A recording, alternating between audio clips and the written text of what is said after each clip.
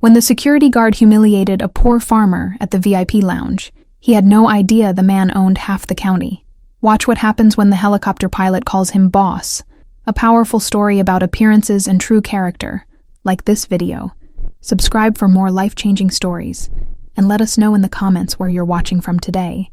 Mark Benson adjusted his tie for the third time, casting a critical eye at the guests entering Santa Mesa's exclusive airport lounge. His first week as head of security. And he was determined to make an impression. The plush VIP lounge with its leather chairs and ambient lighting was reserved for the elite, something he reminded himself as he spotted a rugged man in worn jeans and a faded work shirt approaching. "Sir," Mark intercepted him with a practiced smile that didn't reach his eyes, "I believe you've made a wrong turn. The general waiting area is down the hall." The man, weathered skin, calloused hands, dust still clinging to his boots, looked up with calm eyes. "I'm here for the lounge," he said quietly. Mark's smile tightened. Several well-dressed travelers turned to watch. Claire Hollister, typing notes for her article on the airport's expansion, glanced up from her laptop, fingers pausing mid-sentence. "Sir, this is a restricted area for premium members and invited guests only." Mark's voice carried across the hushed space, deliberately louder than necessary. "I understand. I have an invitation." The man reached into his pocket, but Mark raised his hand. "Look." Mark's tone sharpened. "We both know this isn't the place for—" He gestured dismissively at the man's attire. "People dress like that. This isn't a farm auction." A soft gasp came from someone nearby. Claire slowly closed her laptop, her journalistic instincts flaring. The man's expression didn't change, but something flickered in his eyes. "I'm Ethan Caldwell. I'm here to—" "I don't care who you claim to be." Mark cut him off. "We have standards here. This lounge is not for people like you." The silence grew thick. A businessman averted his eyes, embarrassed by the spectacle. A woman whispered to her companion. Claire stood, compelled by the quiet dignity in Ethan's bearing against Mark's growing hostility. "Excuse me," she started. "Ma'am, I've got this under control," Mark snapped without looking at her, then turned back to Ethan. "I'm going to have to ask you to leave before I call security." "You are security," Ethan observed quietly. Mark's face flushed. "That's exactly right. And I'm telling you, this isn't your place. People here worked hard to afford this luxury. They earned it." Ethan's gaze moved past Mark to the uncomfortable faces around the lounge, then returned to the security guard. He nodded once, turned, and walked toward the exit without another word. Claire felt a strange, hollow feeling watching him go. "That wasn't necessary," she said to Mark, who was already straightening his jacket with a self-satisfied expression. "Just doing my job," he replied, keeping the riffraff out. Outside, Ethan stood for a moment in the late afternoon sun, squinting at the distant hills. His phone buzzed. He checked the message, then pocketed it, turning his attention to the airstrip where a sleek black helicopter was making its approach. Inside the lounge, the low hum of conversation had resumed, but Claire couldn't focus on her article anymore. Something about that interaction felt fundamentally wrong. She gathered her things and headed toward the large windows overlooking the landing pad. The helicopter touched down gracefully. Its rotors slowed as a tall man in a pilot's uniform stepped out. Scanning the area, his eyes locked on Ethan, and he broke into a wide smile. Jogging over, they shook hands with the familiarity of old friends. Claire watched, puzzled, as the pilot clapped Ethan on the shoulder, clearly pleased to see him. She opened the door slightly to catch their conversation. "Chef, está tudo pronto para o seu voo. Desculpe o atraso, Sr. Caldwell," the pilot said, loud enough for his voice to carry. Mark had appeared at Claire's side, watching the scene unfold. "What did he just call him?" he asked, his voice suddenly uncertain. "He called him Chief," Claire translated, her reporter's mind rapidly connecting dots, and apologized for being late. She turned to Mark, whose face had drained of color. He called him Mr. Caldwell. As if on cue, several airport officials rushed out toward Ethan and the pilot, all smiles and handshakes. The airport manager himself was among them, treating Ethan with the deference reserved for VIPs. "Who is he?" Mark whispered, more to himself than Claire. Claire was already searching on her phone. Her eyes widened. "Ethan Caldwell," she read aloud, "founder and CEO of Caldwell Agricultural Enterprises, major employer in Santa Mesa County, primary investor in—" She looked up at the gleaming new airport lounge. "The Santa Mesa Regional Airport Expansion Project." Mark's tie suddenly seemed too tight around his neck. The rotor blades sliced through the air as the helicopter lifted off. Inside, Ethan Caldwell sat quietly, looking down at the sprawling airport complex that grew smaller below them. Lucas Grayson, his pilot and friend of 15 years, shot him a concerned glance. "Bad day at the office, boss." Ethan's weathered face creased in a slight smile. "Just an interesting welcome." Through the window, he could see the VIP lounge, its glass facade reflecting the setting sun. Several figures stood at the window, watching the helicopter ascend. One of them, a woman with copper-colored hair, had her phone raised, snapping pictures. "That reporter was still watching," Lucas commented, following his gaze. "Reporter?" Ethan raised an eyebrow. "The redhead, Claire Hollister from the County Tribune.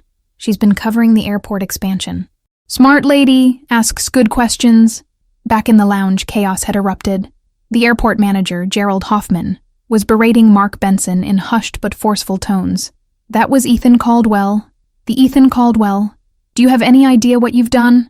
Mark's face had gone from white to green. "I didn't know. He looked like a what?" Gerald snapped. "A farmer. He is a farmer. He's also the man who employs half the county and funded the very room you're standing in." Claire watched the exchange with journalistic detachment, though she couldn't help feeling a twinge of satisfaction at Mark's discomfort. Her phone buzzed with a text from her editor. "Airport expansion piece due tomorrow. Got anything good?" She glanced out at the vanishing helicopter, then back at the security guard being dressed down by his superior. She had something better than good. She had a story. "Mr. Hoffman." She approached after Mark had been dismissed. "Claire Hollister, County Tribune. I'd like to speak with Mr. Caldwell for my piece on the expansion. How might I arrange that?" Gerald sighed, running a hand through his thinning hair. "Good luck with that. Ethan values his privacy, doesn't do interviews." "I understand, but perhaps given the circumstances—" "What circumstances?" Gerald cut in sharply. Claire measured her words carefully. "I witnessed what happened earlier. It might be in everyone's best interest if I spoke to Mr. Caldwell directly." Gerald's expression shifted as he calculated potential PR disasters. "I'll see what I can do." Meanwhile, the helicopter soared over rolling farmland. Below, tractors looked like toys cutting through vast fields of wheat and corn. Ethan pointed toward a cluster of modern buildings nestled among the crops. "Let's swing by the North Processing Facility. They installed new equipment yesterday." Lucas nodded, adjusting their course. "About what happened at the airport." "Not worth discussing," Ethan replied, his tone gentle but firm. "That security guard should be fired. That's not my call to make. It damn well could be if you wanted." Ethan shook his head. "Power used to punish isn't power worth having." The helicopter banked, giving Ethan a panoramic view of his land. From above, it was a patchwork quilt of greens and golds. Stretching toward the horizon, these fields had been in his family for generations, though what his grandfather had started with a single plow and stubborn determination, Ethan had transformed into one of the largest agricultural enterprises in the state. His phone rang. The caller ID showed Gerald Hoffman. Ethan considered letting it go to voicemail, then relented. "Gerald? Ethan, I cannot apologize enough for—" "It's fine," Ethan interrupted. "No harm done. It's not fine. Mark Benson has been suspended pending—" "Reinstate him," Ethan said firmly. A pause. "What?" "Young man's got a family to feed." "Doesn't he? Everyone deserves a second chance." Gerald hesitated. "There's something else. The Tribune reporter who was there, Claire Hollister. She's requesting an interview." Ethan watched a flock of birds scatter beneath them, disturbed by the helicopter's approach. "Ethan, about the reporter. Tell her I'll speak with her," he said finally. "Have her come to the main house tomorrow morning, 9 o'clock. After disconnecting, Ethan caught Lucas smirking. "What? Nothing," the pilot replied. "Just thinking that security guard might prefer being fired to facing you again." "He won't have to face me," Ethan said. "I'll be meeting with Mrs. Hollister privately." Lucas raised an eyebrow. "The pretty reporter. Careful, boss. She's sharp." "I'm counting on it," Ethan replied, his eyes returning to the landscape below. Someone should be. The morning sunlight spilled across the fields, painting everything in warm gold as Claire Hollister's compact car bumped along the country road.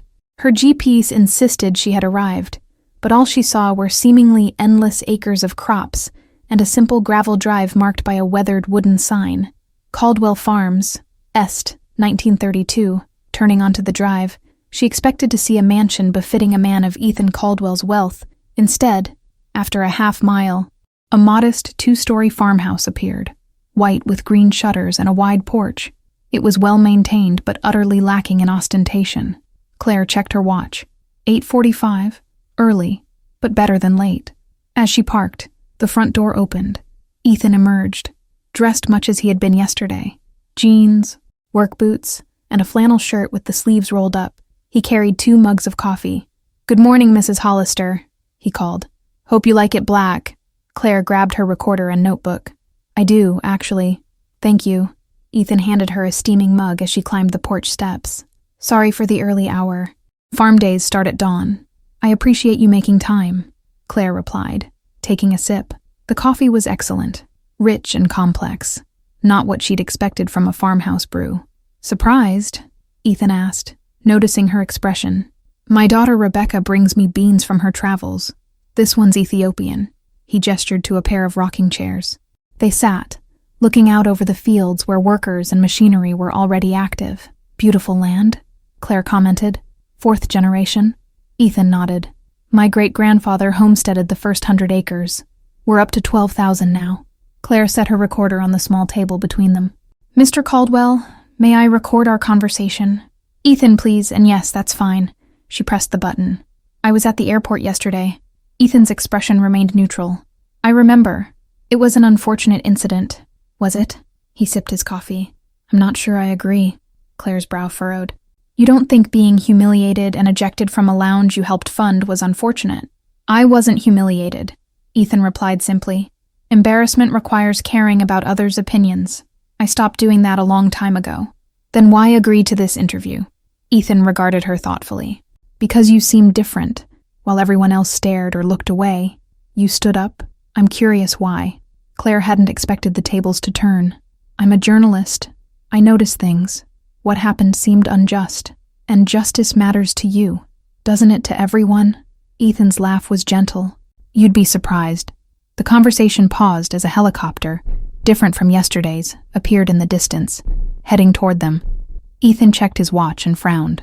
"Unexpected company?" Claire asked. "My daughter," he replied. "She wasn't supposed to be back from Chicago until tomorrow." The helicopter touched down in an open field nearby. A slender woman in a tailored business suit emerged, her dark hair whipping around her face before she ducked clear of the rotors. Even from a distance, Claire could see the family resemblance. Same determined jaw, same graceful confidence. "This might get interesting," Ethan murmured.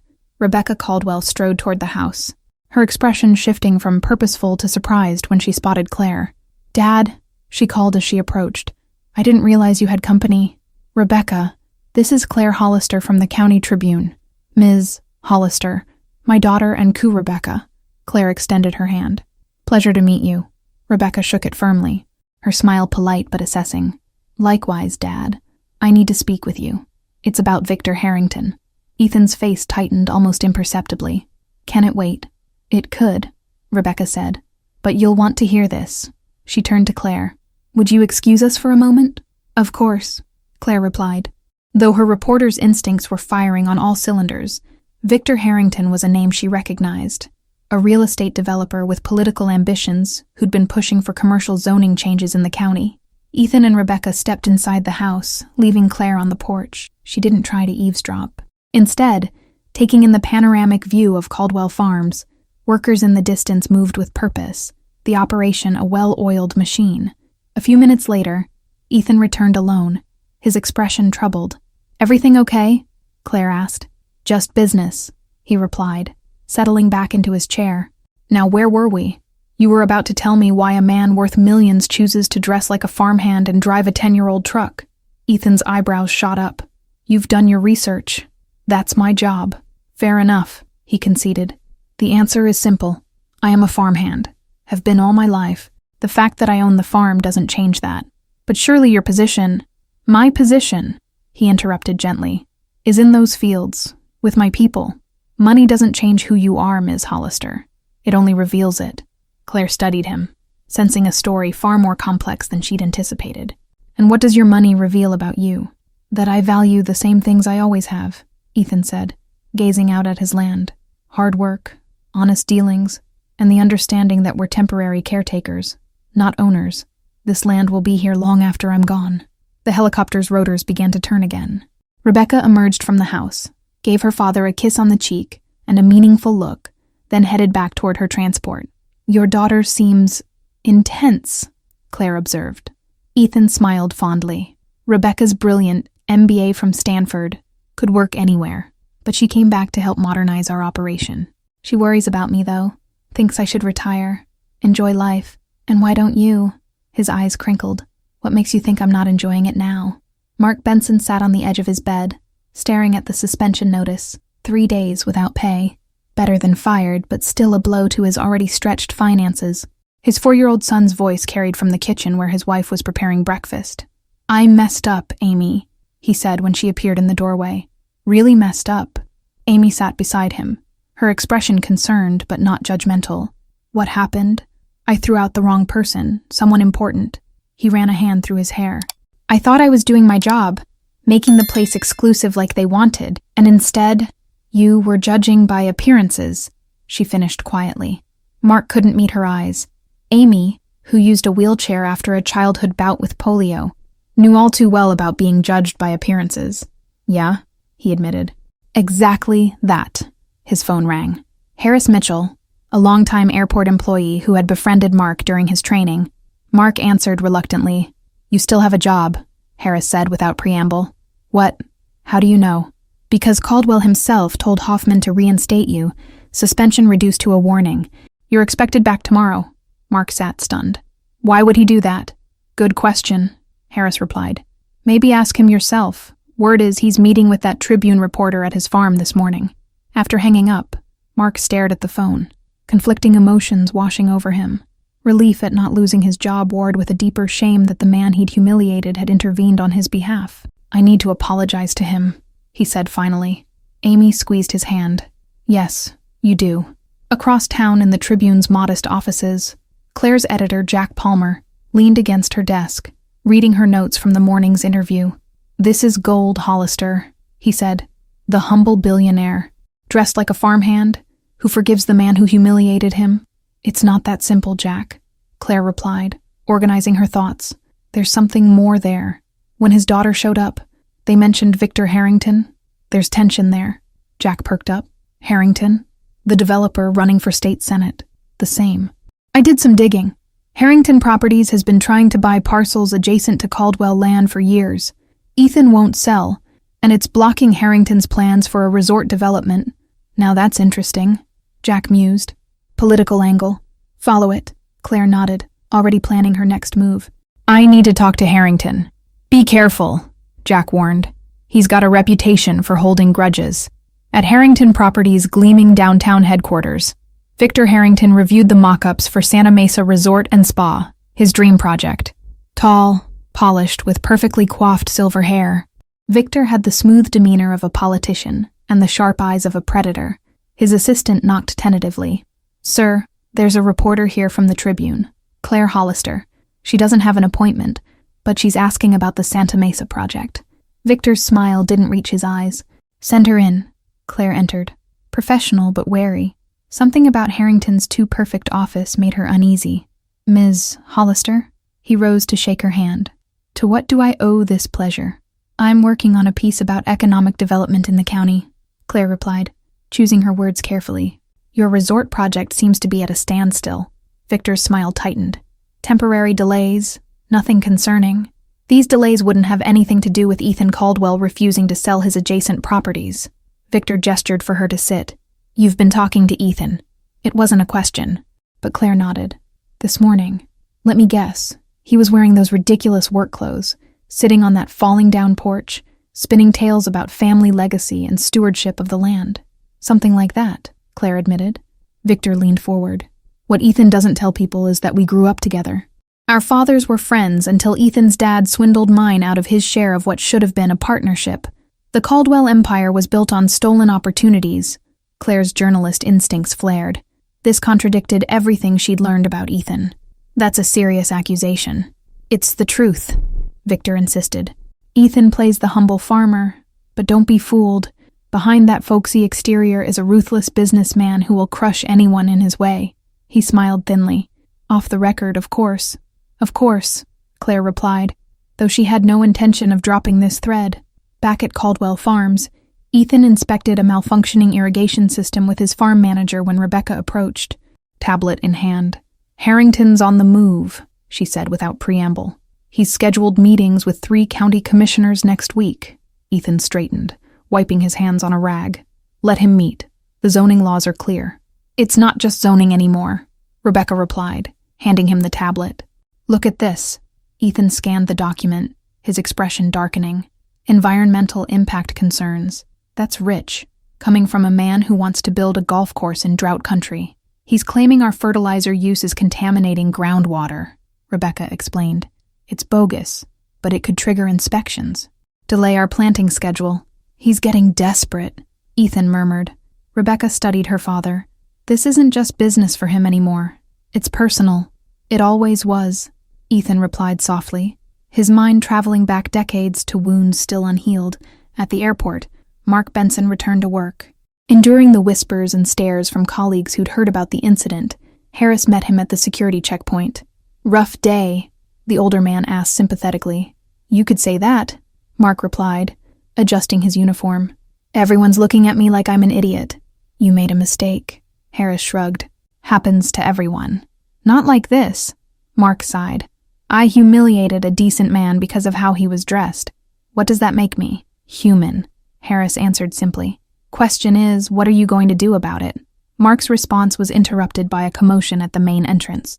Victor Harrington swept in, flanked by assistants, heading toward the VIP lounge. "Speaking of judging character," Harris muttered.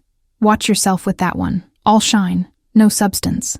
Mark nodded, squaring his shoulders as he prepared to face the rest of his shift, the weight of his actions still heavy on his conscience.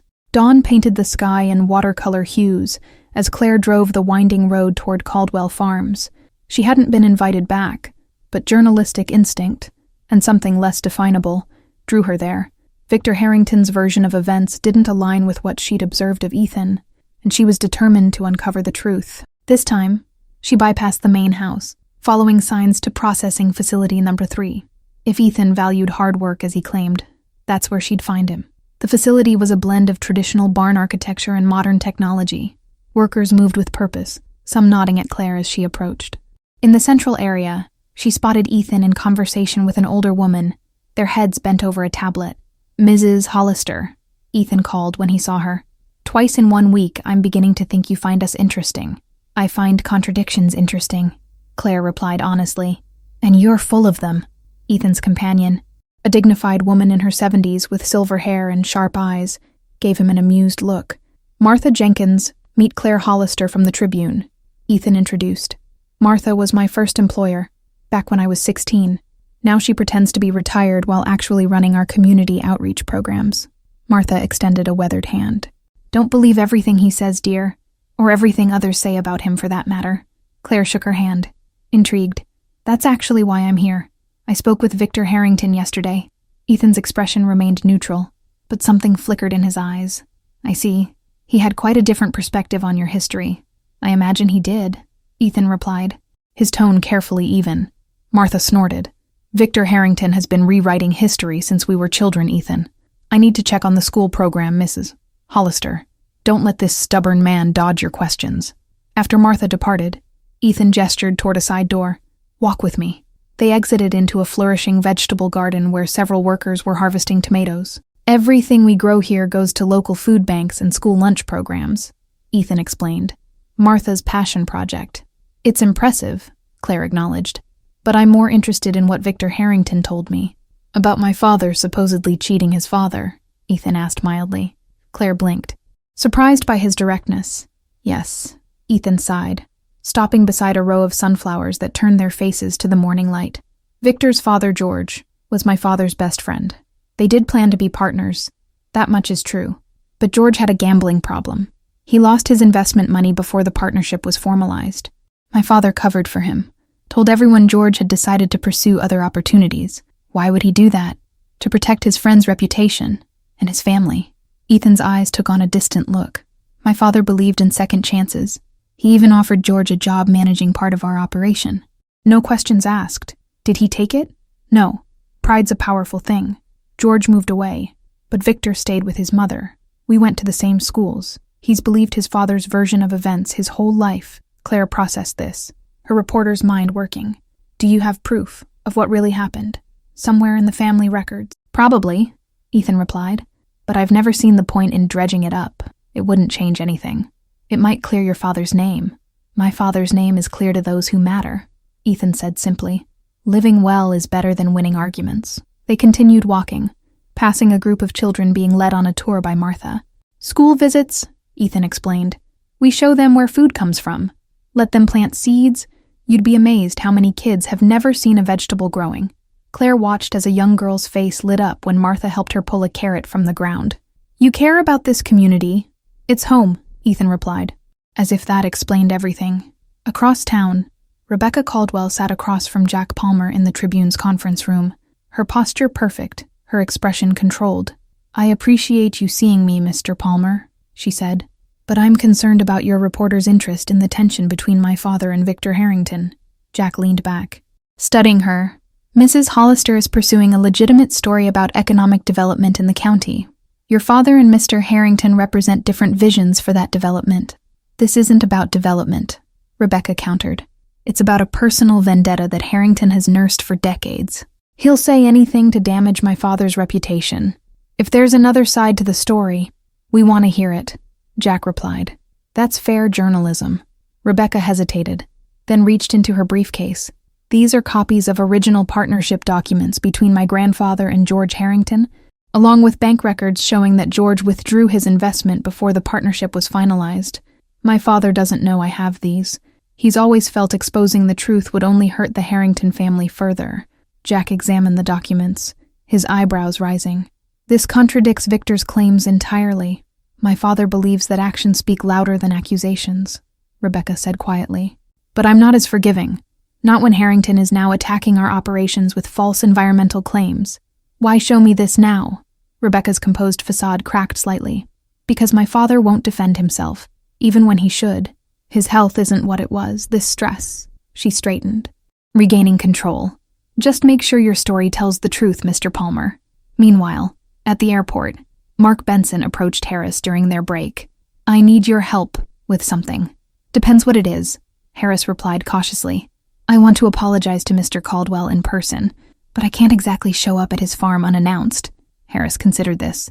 No, but you could volunteer for the community garden program this weekend. Martha Jenkins runs it on Caldwell land.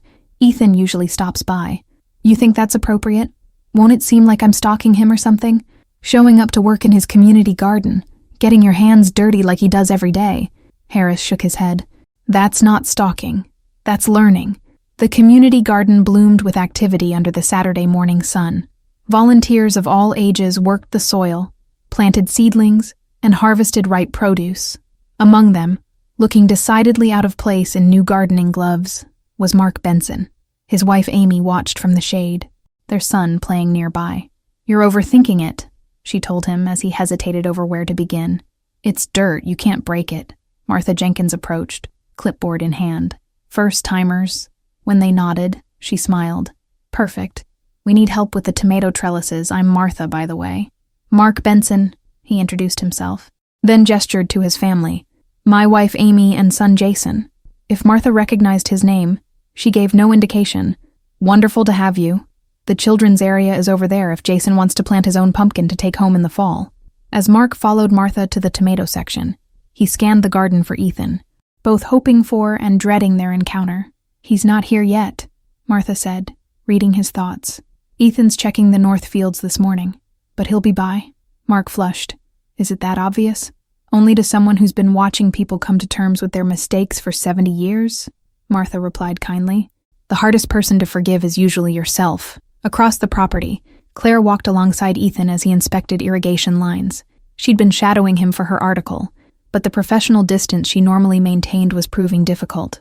There was something about Ethan's quiet integrity that disarmed her usual journalistic detachment. You're quiet today, Ethan observed. I've been thinking about what you said about living well versus winning arguments, Claire admitted. It's the opposite of my profession. Journalists live to expose the truth. Truth and winning aren't always the same thing, Ethan replied. Sometimes the truth does more harm than good. That's a dangerous philosophy for a journalist. Ethan smiled. Good thing you're the journalist, not me. His phone buzzed. Checking the message, his expression shifted subtly. We should head to the community garden. Rebecca needs me to sign some documents. When they arrived, the garden was in full swing. Claire noticed Mark immediately, awkwardly, but determinedly staking tomato plants. Did you know he'd be here? She asked Ethan quietly. No, Ethan replied, watching Mark work. But I'm not surprised. Harris Mitchell mentioned he was asking about volunteer opportunities. Claire studied Ethan's face for signs of anger or resentment. Finding none, most people would still be furious. What purpose would that serve? Ethan asked simply. He made a mistake. He's trying to make amends. That takes courage. Before Claire could respond, Rebecca appeared from the main tent, tablet in hand. She frowned slightly at seeing Claire, but approached her father with professional composure. These need your signature, she said, handing him the device. Distribution contracts for the eastern markets? As Ethan reviewed the documents, Claire noticed Victor Harrington's sleek car pulling into the parking area. Did you invite him? She asked Rebecca quietly. Rebecca followed her gaze, her expression hardening. Absolutely not. What is he doing here? Ethan looked up. Catching sight of Victor striding toward them with a camera crew in tow, his face remained impassive, but his eyes reflected concern. Rebecca, take these people somewhere safe, he said calmly. This isn't going to be pleasant. Dad, please. Ethan insisted gently. The children don't need to see whatever this is. Rebecca reluctantly began directing volunteers toward the refreshment tent. While Ethan moved to intercept Victor, Claire followed, notebook in hand, her journalist's instincts overriding caution. Ethan, Victor called with false joviality. What a charming little project. Mind if we film for my campaign? Community initiatives is this week's theme. This is private property. Victor, Ethan replied evenly. You weren't invited. Oh, but the public has a right to know what's happening on these lands, Victor countered, his smile tight, especially given the environmental concerns that have been raised. What environmental concerns? Claire interjected. Victor's gaze flicked to her. Ms. Hollister, perfect timing. Perhaps you'd like an exclusive on the water quality reports we've commissioned, showing concerning levels of agricultural chemicals leaching from Caldwell properties. Your reports are fabricated, Victor, Ethan said quietly. We both know that, do we? Victor raised an eyebrow. The County Environmental Board might disagree when I present these findings at Tuesday's hearing. He patted his briefcase. I'd hope to give you a chance to comment before then. Claire watched the exchange, sensing the decades of history beneath the surface. Mr. Harrington, are you suggesting Caldwell Farms is violating environmental regulations? I'm stating facts. Mrs. Hollister, facts that will be public record next week. Victor turned back to Ethan. Unless, of course, we could come to an arrangement before then. That western parcel would make an excellent addition to my resort project. Mark Benson had edged closer during the exchange, his security training making him alert to potential trouble. He caught Ethan's eye briefly, receiving a subtle shake of the head. Stand down. Not your fight. You should leave, Victor, Ethan said calmly. You're trespassing.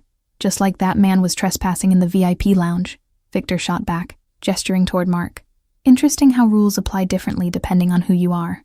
Ethan's expression didn't change, but his voice took on a quiet intensity. The difference is, he acknowledged his mistake and sought to make amends, something you've never learned to do. Victor's facade of civility cracked. Don't lecture me about mistakes, your father.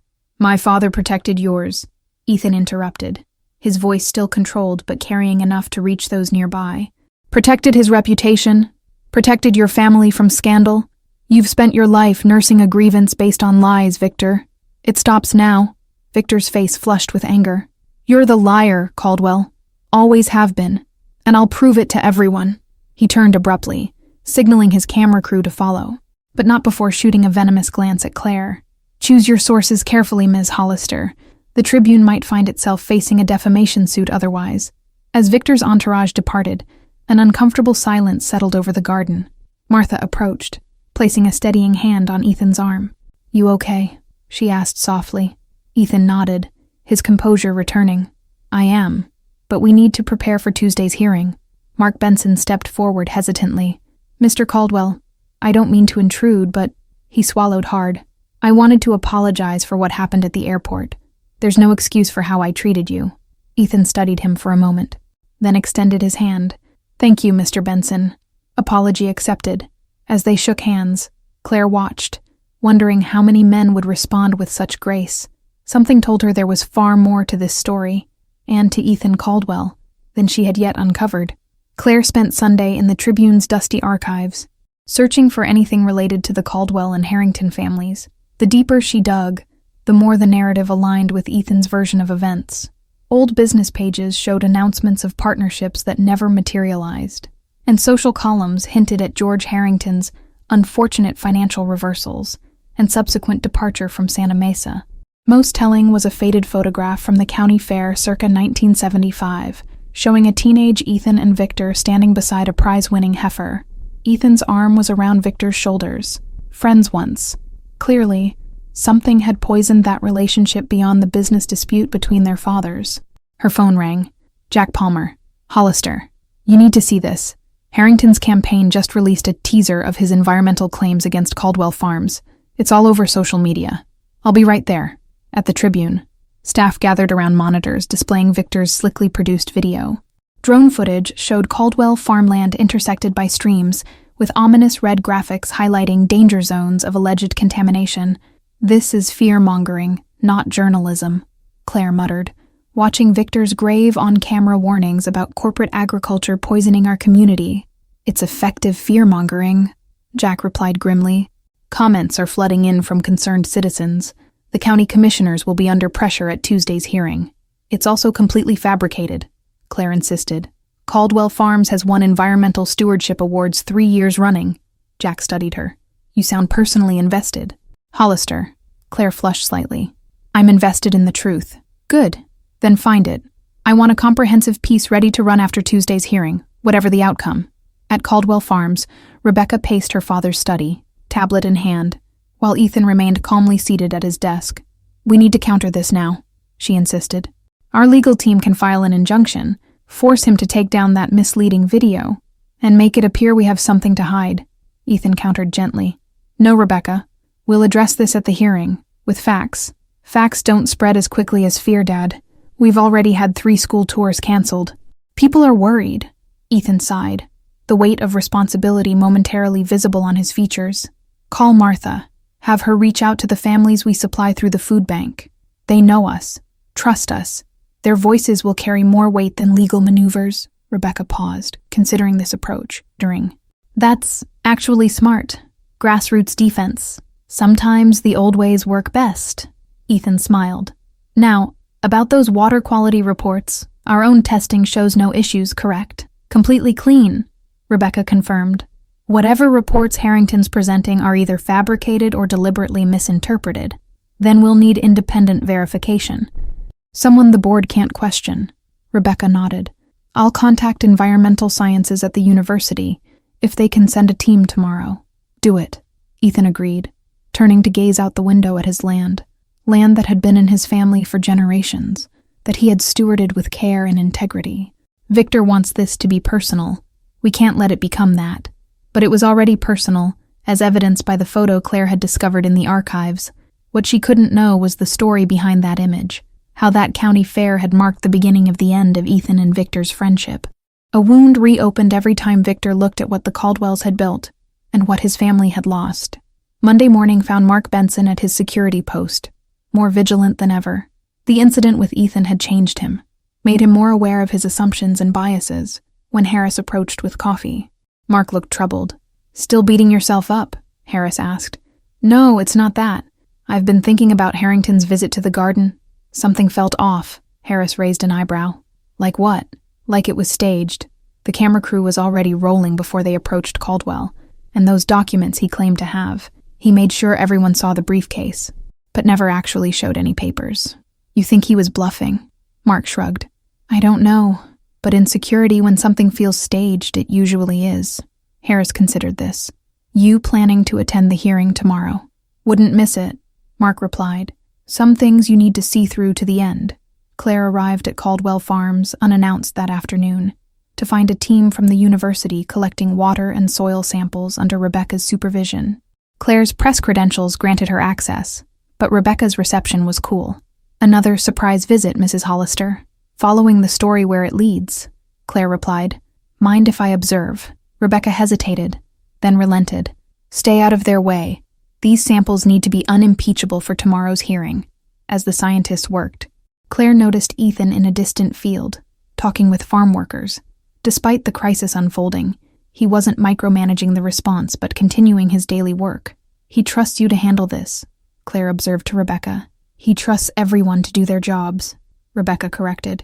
It's his greatest strength, and occasionally his blind spot. How so? Rebecca studied Claire, measuring her words. My father believes the best of people. He thinks if he's fair and honest, others will be too. She glanced toward where Victor's property bordered Caldwell land. Some people don't deserve that faith. You mean Victor Harrington? I mean anyone who would use lies to destroy something good for their own gain, Rebecca replied carefully. My father built this operation on integrity. One false claim could undo decades of trust. Claire nodded, understanding the stakes more clearly. What happens if the hearing goes against you? Best case, costly inspections, production delays. Worst case, Rebecca's professional composure slipped slightly. If they order operations suspended pending a full investigation, we could miss the planting window. That affects not just us, but everyone who depends on what we grow, which is why you're worried about your father's health, Claire realized. The stress. Rebecca looked surprised, then wary. Did he tell you about his heart condition? No, Claire replied honestly. But it makes sense now, the way you watch him, how you've taken on more responsibility. Rebecca's expression softened slightly. He had a minor heart attack last year. Refuses to slow down, of course. This situation with Harrington isn't helping. I won't include that in my article without your permission, Claire assured her. Thank you, Rebecca said, her tone sincere for the first time. He values his privacy, especially about personal matters. They watched in silence as the scientists packed up their samples. Tomorrow would bring either vindication or the beginning of a difficult battle, one that might cost more than either the Caldwells or Harringtons had bargained for. The county meeting hall buzzed with tension Tuesday morning. Every seat was filled, with community members lining the walls. At the front, the 5-person environmental review board sat behind a long table, faces professionally neutral. Victor Harrington occupied the left side of the room with his team, sleek and confident in campaign-ready attire. Across the aisle, Ethan sat with Rebecca and their environmental consultant, his expression calm despite the stakes. Claire slipped into a seat near the back. Notebook ready, she spotted Mark and Harris along the wall, and Martha Jenkins surrounded by people wearing Caldwell Farms Feeds Families buttons, recipients from the food bank program. The chairwoman, Dr. Eleanor Chen, called the meeting to order. We're here to address environmental concerns raised regarding Caldwell Agricultural Enterprises water management practices, Mr. Harrington. As the complainant, you have the floor first. Victor approached the podium with practiced gravitas. Thank you, Dr. Chen. Board members, I appear before you today not as a businessman or candidate, but as a concerned citizen. He launched into a polished presentation, displaying graphs and satellite imagery purporting to show chemical runoff from Caldwell properties into county waterways.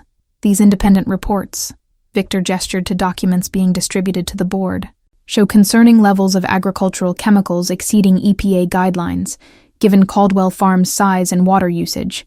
This represents a potential public health emergency, requiring immediate investigation and possible operational suspension. Murmurs rippled through the audience. Claire noted how Victor emphasized independent reports, without specifying their source. When Victor concluded, Dr. Chen turned to Ethan. Mr. Caldwell, your response. Ethan rose without notes or visual aids. His voice, when it came, was steady and clear. Chairwoman, board members, neighbors, Caldwell Farms has maintained continuous water quality monitoring for 30 years. We've supplied those complete records to you. They show no violations, no contamination, no cause for concern. He paused, his eyes meeting Victor's briefly before continuing. Yesterday, at our invitation, the Environmental Sciences Department from State University conducted comprehensive independent testing. Dr. Abernathy is here to present those findings. Dr. Abernathy, a distinguished professor with silver hair and spectacles, approached with a folder. Our team collected samples from 27 locations across Caldwell properties and adjacent waterways. All samples were processed using EPA-approved methods in our certified laboratory. He distributed reports to the board. Results show all parameters within normal ranges, with most significantly below maximum allowable limits. In layman's terms, The water is clean. Victor shot to his feet. This is procedurally improper. Last-minute evidence without proper review. Mr. Harrington, Dr. Chen interrupted firmly. The board will determine what evidence is admissible. Please be seated. As the technical discussion continued, Claire observed the shifting mood in the room. The food bank recipients whispered among themselves, clearly confused why anyone would attack a farm that helped feed their families. Mark leaned toward Harris, muttering something. Harris nodded. Harris, then slipped out of the hall. Claire made a mental note to follow up with them later. After both sides presented, Dr. Chen opened the floor for public comment. Martha Jenkins spoke movingly about Caldwell Farms' community contributions. Several farmers testified to Ethan's environmental leadership within the agricultural community. When the public comments concluded, Victor requested a final statement. Board members, no one disputes the charitable works of Caldwell Farms, but good deeds don't exempt anyone from environmental responsibility. I urge you to conduct a full, impartial investigation before it's too late. Dr. Chen nodded. Mr. Caldwell, your final statement. Ethan rose slowly. I won't question Mr. Harrington's motives for bringing these allegations. What matters are facts. The facts show our operations are clean, sustainable, and beneficial to this community. He turned slightly toward Victor. We've been neighbors for generations. I'd hope we could work together for the good of Santa Mesa rather than against each other. The board retired for deliberation. In the tense waiting period, Claire approached Mark and Harris, who had returned looking oddly satisfied. Something I should know about, she asked quietly. Harris shook his head. Just connecting some dots. If we're right, you'll hear about it soon enough. The board returned after 20 minutes. Dr. Chen addressed the packed room. Having reviewed all evidence, this board finds no basis for the environmental concerns raised against Caldwell Agricultural Enterprises. No further investigation is warranted at this time. Relief washed visibly through the Caldwell supporters. Victor's face darkened as he gathered his materials. However, Dr. Chen continued, we are troubled by discrepancies between the reports submitted by Mr. Harrington and those from both Caldwell Farms and the university. Therefore, we are ordering an investigation into the methodology and sourcing of the complainant's environmental data. Victor froze, his expression shifting from confidence to alarm. Claire watched as he exchanged urgent whispers with his attorney. As the meeting adjourned, Claire observed Ethan being congratulated by supporters. Despite the victory, his expression remained subdued. When Victor stormed past him toward the exit, Ethan reached out, touching his arm lightly. Victor, he said quietly, it doesn't have to be this way. Victor jerked away. This isn't over, Caldwell, not by a long shot. Outside, Claire caught up with Harris and Mark. What did you two do? Harris smiled enigmatically. Let's just say we had questions about where those independent reports came from. Mark remembered something about Harrington's presentation seeming staged. So, Mark continued, so I contacted a buddy who works for the environmental testing firm Harrington claimed to use. They had no record of testing Caldwell properties. The reports were fabricated, Claire realized. Looks that way. Harris nodded. We provided that information to Dr. Chen before deliberations began. Claire's journalistic instincts surged. This was bigger than a local land dispute. It was potential fraud by a state senate candidate. She needed to verify the information before publication. But the implications were explosive. As she scribbled notes, Claire glanced up to see Ethan watching Victor's departing car, his expression not triumphant but troubled. He caught her eye across the dispersing crowd, and something unspoken passed between them, an understanding that today's victory came with a cost neither had anticipated. The headline dominated the Tribune's front page. State Senate candidate accused of falsifying environmental reports. Claire's byline sat beneath, introducing a meticulously researched article detailing Victor Harrington's allegations against Caldwell Farms and the subsequent investigation that revealed those claims were fabricated. In his office, Jack Palmer beamed as the issue rolled off the presses. This is Pulitzer material, Hollister. You've got documentation, multiple sources, political corruption, environmental concerns. The works? Claire didn't share his enthusiasm. It's a good story, but I'm not celebrating someone's downfall. Even someone who tried to destroy an innocent man's reputation. Even then, Claire replied, thinking of the wounded look in Victor's eyes when the board announced their decision to investigate his claims. There was more to that story than vindictiveness, something deeper, more painful. Jack studied her. You've changed since starting this assignment, getting too close to your subject. Claire bristled. I'm being thorough. There's still a piece missing. Why Victor has carried this grudge for decades. Does it matter? You exposed the truth? That's our job. It matters, Claire insisted. This isn't just about a false environmental claim. It's about two men whose lives have been intertwined since childhood. And something that broke between them. Jack sighed. Fine, keep digging if you must. But this story runs today. At Caldwell Farms, Ethan sat at his kitchen table. Claire's article spread before him. Rebecca entered, coffee in hand. You've seen the Tribune, she observed. Ethan nodded. Miss Hollister is thorough. She exposed him, Dad. That's good for us. Is it? Ethan gazed out the window. Victor's political career is likely over. The development company will face scrutiny. People will lose jobs. Rebecca set down her mug with more force than necessary. After what he tried to do to us, he deserves it. No one deserves to lose everything over a mistake, Ethan replied quietly. This wasn't a mistake. It was deliberate fraud, driven by pain that's festered for 40 years. Ethan sighed. I should have addressed it long ago. Rebecca studied her father, concern etching her features. Your heart is fine, Ethan assured her. But I need to speak with Victor. This has gone on long enough. Across town, Victor Harrington sat in his darkened office, phone ringing unanswered. The Tribune lay crumpled on the floor beside an empty whiskey glass. His campaign manager had already resigned. 3 clients had pulled their development projects. His carefully constructed life was unraveling with breathtaking speed. A knock at the door. Victor didn't respond, but it opened anyway. Mark Benson stepped in, security uniform crisp despite the late hour. Mr. Harrington, building security, we received calls about a disturbance. Victor laughed bitterly. The only disturbance is my life imploding. You can report back that everything's fine.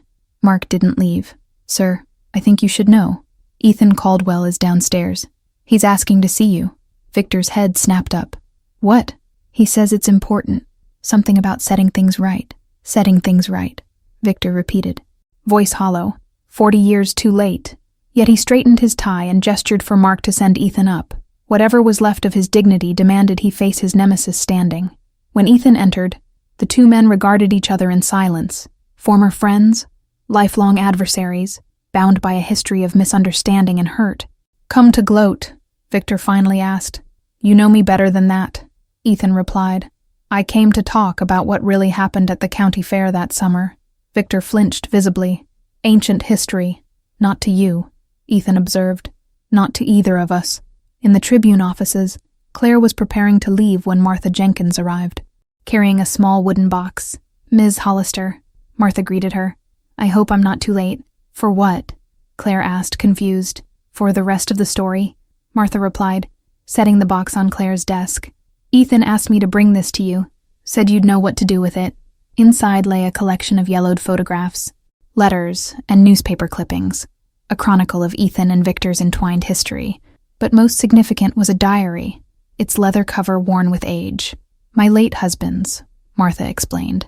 He was the 4-H director the year everything changed between those boys, the year of the county fair incident. Claire's journalistic instincts surged. What incident? The prize heifer, Martha said softly.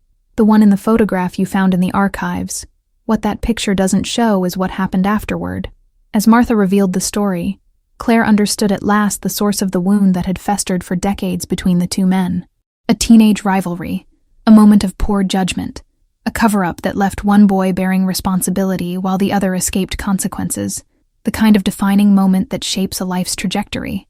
Meanwhile, in Victor's office, the same story unfolded as Ethan finally spoke the truth he'd protected Victor from all these years. How he'd taken the blame when their prank went wrong and the prize animal was injured. How Victor had remained silent, allowing Ethan to be disqualified and his family name tarnished in the agricultural community.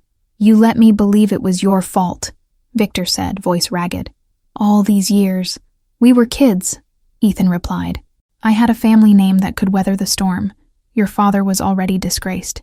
You couldn't afford another scandal, so you sacrificed yourself. Victor's voice held wonder and shame in equal measure.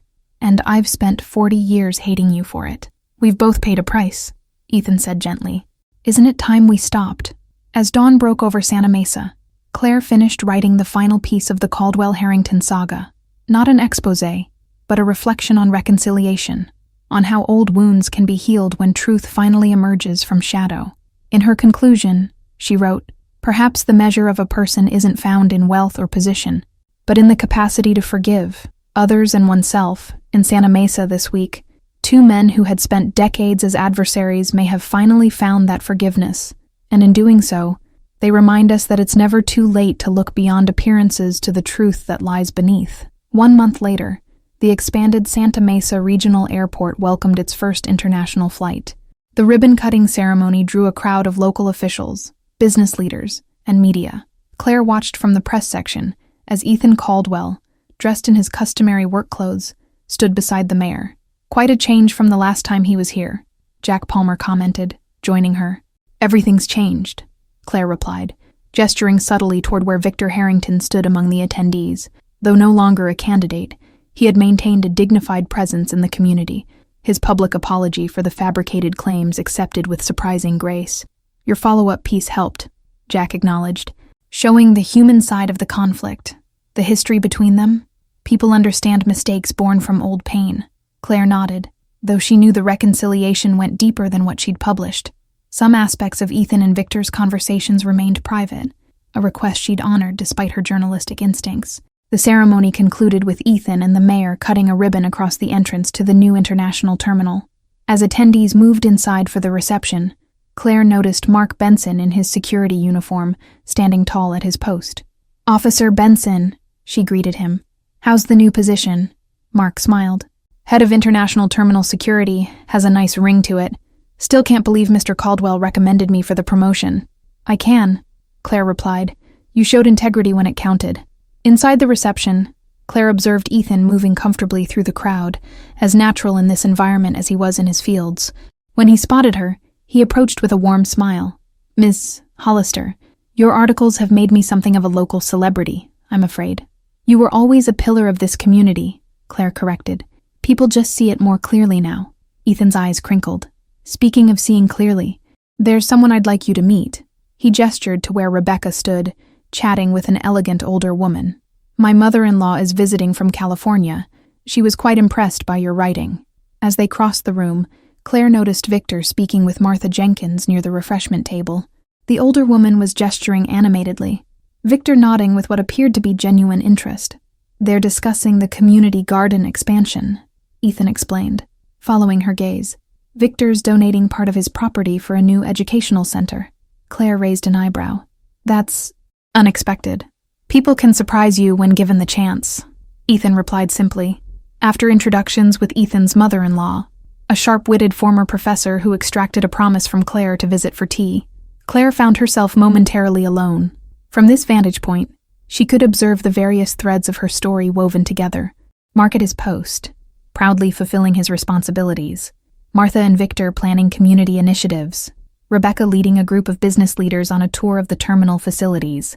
And Ethan, moving among them all with unassuming grace, his humble appearance no longer causing double takes. People saw him now, truly saw him, for exactly who he was. "Penny for your thoughts," came a voice beside her. Harris Mitchell offered a glass of punch. "Just appreciating how much has changed in a month," Claire replied, accepting the drink. Harris chuckled. "Appearances, maybe, but the core of people, that stays pretty consistent. Ethan was always who he is. Victor was always shaped by his past. Mark always had potential for growth. You just helped everyone else see it." "I just reported the truth," Claire demurred. "With compassion," Harris noted. "That's rarer than you might think." As the reception continued, Claire found herself drawn outside to the observation deck overlooking the runways. The setting sun painted the sky in brilliant oranges and purples, silhouetting the distant mountains beyond Caldwell Farms. Footsteps approached. Claire didn't need to turn to know it was Ethan. "Beautiful view," he commented, joining her at the railing. "Worth every penny of investment," Claire agreed. Then, after a comfortable silence, "What happens now, with you and Victor?" Ethan considered this. "We'll never be the friends we were as boys. Too much has happened. But we can be neighbors who respect each other, who work together when it matters. And that's enough. It's a beginning," Ethan replied. "Most worthwhile things are." Claire studied him. This man who had been humiliated in public, faced false accusations, yet emerged without bitterness. "How do you do it? Maintain that. Perspective? Ethan smiled, gazing at the land he'd stewarded for decades. My grandfather used to say, "The true measure of wealth isn't what you have, but what you can afford to lose without losing yourself." I try to remember that. As darkness fell and lights illuminated the runways, they stood in companionable silence, watching a plane lift into the evening sky. "Will you stay in Santa Mesa?" Ethan asked finally. "I hear the San Francisco Chronicle has been courting you since your articles went national." Claire smiled, surprised he knew about the offer. "I might. There are still good stories here worth telling. Like how a security guard learned to see beyond appearances, how old rivals found peace after decades, how a community came together when truth prevailed." She turned to face him fully. "Like how a farmer in worn boots and faded jeans taught everyone around him that dignity has nothing to do with designer labels." Ethan's laugh was warm and genuine. "Now that sounds like a story worth reading." In the distance, the lights of Caldwell Farms twinkled like earthbound stars, a reminder that true value often lies in what endures, rather than what shines brightest at first glance. "Indeed it does," Claire replied softly. "Indeed it does. What would you do if someone judged you by your appearance today? Share your thoughts. Remember, it's not what you wear that defines you, it's how you treat others."